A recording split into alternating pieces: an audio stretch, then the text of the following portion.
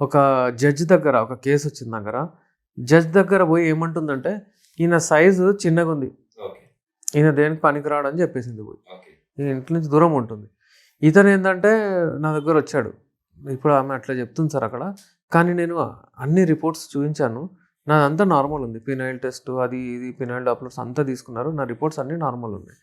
Judge చూసి ఏం చెప్పాడంటే అది నార్మల్ ఉంది కదా అంత అమ్మా, ఎందుకు చెప్తున్నా అట్లా అంటే, ఏమో సార్ నాకైతే నచ్చట్లేదు సార్, అది అంగం గట్టి పడట్లేదు అంటుంది ఆమె జడ్జ్ ముంగట. ఏంటంటే సార్ నేను చేయగలుగుతున్నాడు సార్, నాకు మంచిగా ఉంది, నేనే ప్రాబ్లం లేదు అంటున్నాడు. అట్లా ఇప్పుడు ఇలాంటప్పుడు ఏం చేయాలి? జడ్జ్ ఏమంటున్నాడు, ఒక ఛాన్స్ ఇవ్వమ్మా, ఉండు నువ్వు, తర్వాత నాకు వచ్చి మళ్ళీ కలవండి, మీరు ఒక 1 month టైం ఏదో ఇస్తున్నాను ఇచ్చిండు. ఇప్పుడు ఈయన నా దగ్గర వచ్చిండు, ఇప్పుడు మీరు ఎలాగైనా నన్ను కాపాడండి సార్ అని చెప్తే మళ్ళీ మెడిసిన్స్ అవన్నీ ఇస్తే పార్టిసిపేట్ చేశాడు. ఇక ఏమైందో నాకు ఇంకా రివ్యూ రాలేదు. అమ్మాయి దగ్గర ఏం లేదు, 10 సార్లు డిశ్చార్జ్ అవుతుంది ఆమె ఎప్పుడంటే అప్పుడు రెడీ.